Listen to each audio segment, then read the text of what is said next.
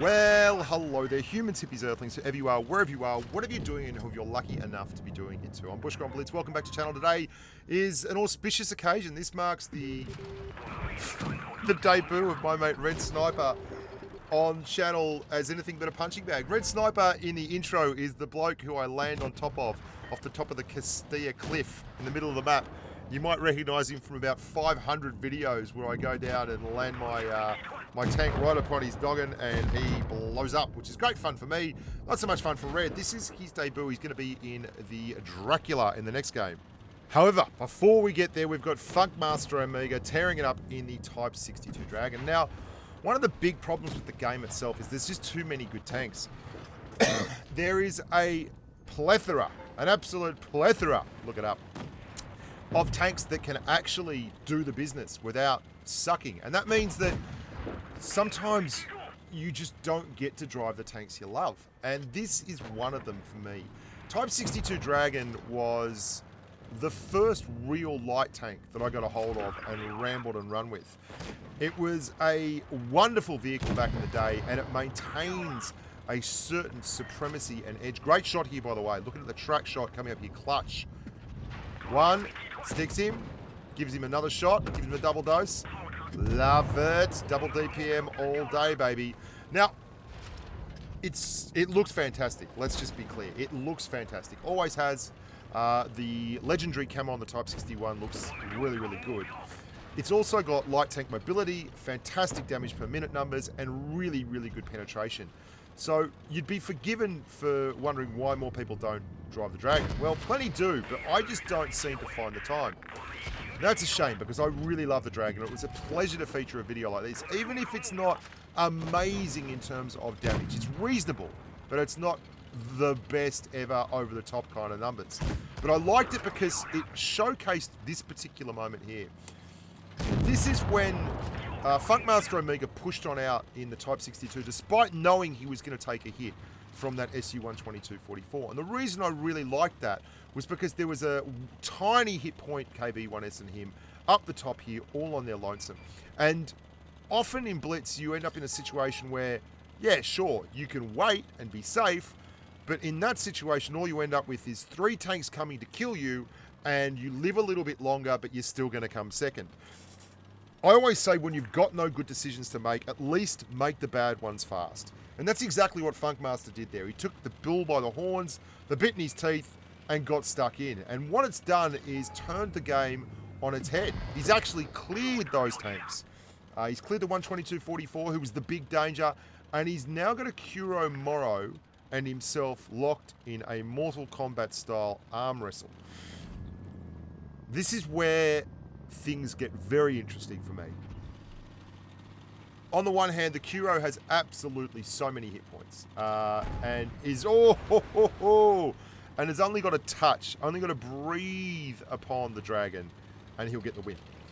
On the other, this Dragon's a lovely aggressive driver who seems to know the limitations of the tank to within an inch of its life, and he's got that wonderful light tank camo, and he's going to set up to get some shots into the Kuro without taking any damage back. But the Kuro's doing the smart thing here, and this is a good play by the Kuro. He's going to cap C. That means that he is then absolutely in the ascendancy, unless the Dragon goes and takes another cap somewhere, and if he does, that will tell the Kuro exactly where he is. Then the Kuro is going to eventually win out, because his team will have the most points, and we're playing supremacy, and supremacy means you get more points, you win. This Dragon is not going to let the paint dry. I love this. He's turned this into a one-shot. Absolutely gorgeous. He read that like a book. Read it like he'd, seen the movie 3 times. Absolutely glorious. And then as he resets camo, he completely doubles back and tries to get a little bit cheeky again and goes for a kill shot on that Kuro. And bounces it. Oh my God, that was unlucky. Smashed him. Took the track out. How did that not kill the Kuro? Absolutely smashed him.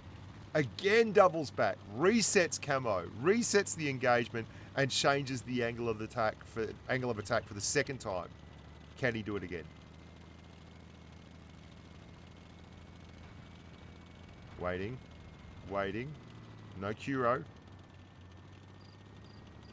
Doesn't push his luck. Edging up into the soft cover. Oh my god, he's right there. Oh, and he was proximity spotted.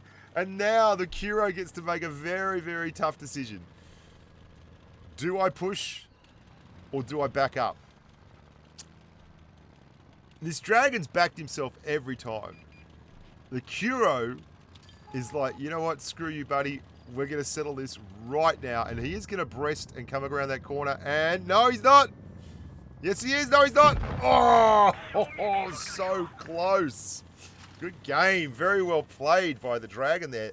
Again, good damage. Good damage. But I like that one more for the sense of aggression in the face of overwhelming odds. That was a joy. Here's my amigo Red Sniper, Big Red. He's in a tier 8 game in the tier 7 Dracula, but that doesn't matter because the Dracula's OP as all hell. That's fine. It's a fine tier 8 tank in a tier 7 tank's body. And he's pushed right up and copped a serve. No, 1, 2, 3, 4, 5. 5 red tanks available. And that T69 is not a fun tank for a medium tank to be in front of. So far, so bad for Red, and he's been screwed up and shoved in that corner, and things look pretty freaking grim. Now that T44, though, may well have just bitten off a little more than he can chew, and Red and the boys in the green team are starting to peg it back here. Red's just aiming it up, tracks the 44. He's leaving his TDs behind him, who have been very, very aggressive. Like, look where the TDs are on this map. Well, granted, one of them's a Helsing, which is also a joke of a tank. Now, Red's looking for love. Crests a little bit. The Helsing, man, these guys are so aggressive. So aggressive. There's that 69. Dangerous tank, the 69. Really, really dangerous. Massively underrated in terms of firepower. It can do all kinds of nasty things. That Lurva is also a big problem. Wow. That was a great shot. Right on the cheeks of the Lurva. Red is using the mobility on the Drac. Now, he could skedaddle here. He could bail out of town very, very easily. But what he's doing is working the angles.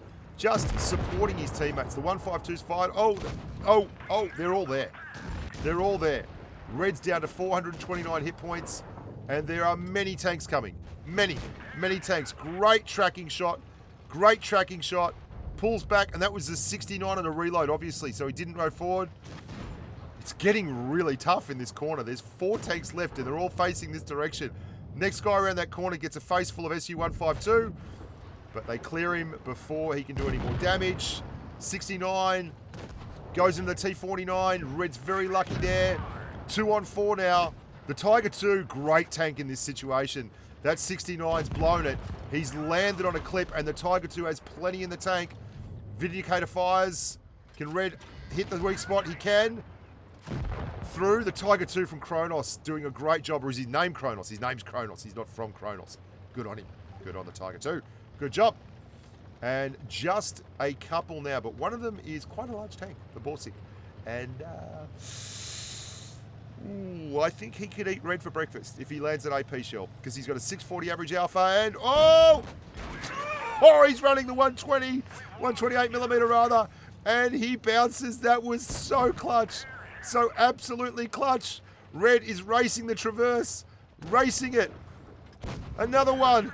What a monster bounce. You got to love these medium tanks and these light tanks in these kind of situations. They are so crazy. The aggressive gameplay shown by these guys. I mean, it's really putting your life on the line and hoping that it all comes out. And big bounce for the Lurva. Now, that is a lot of Lurva right there. That is a lot of Lurva to be dealing with. What Red really needs here is a chance to get a good long run up at him and hold him out somewhere in the desert so he can COD him and just tear him the hell apart. That's exactly what he wants to do. He's going to move away a little bit, reset the engagement. He's got 3 minutes left to clear this tank. 3 minutes. No problems. Plenty of time on the clock. All he's got to do is catch the Lurva in the wrong situation. He's got to catch him in flagrante delicto. In the act, baby. Well, here he goes. You've only got 1 set of hit points. You can take 2 shots from the Lurva. He's going to spot him first, but with these dunes and things, it could get dicey. His best bet may be just to drop the hammer and go in at 60. Whoa! Well, he's going to reset that. He can't deal with that. No, he can! He's ripped one into the lurver. The lurver's crested the hill and given the red his broadside, and Red Sniper has taken every bit of advantage he possibly could. And now he's got the lurver in open ground. The lurver's trying to get to the cap so he can start the cap off, and that's a big error because what he's doing is giving Red free shots. And this is fantastic for the sniper because basically this lurver is trying to leverage his hit points into cap points, and there's no need for it. He absolutely didn't need to do it, and it's left him in a horrible situation. He's 200 meters away. He doesn't have the ability to spot the Drac. The Drac's going to be able to pick him apart at distance, and now it's an even Steven situation. Oh, God, did you like that pun? Even Steven? I hope you did. It's a real fishy pun. Oh, God. Oh, God. So many inside of the jokes. Red can do this. He can absolutely do this. He can push, pump, jump, and stump. All he's going to do is get up there and get going at 65 kilometers an hour, and he'll go flying past Mr. Lever and get two into the side. And if he can do that with taking just one shot back, he should be able to COD him. But how's he going to do it? This grub's traded a lot of hit points to get into that cap.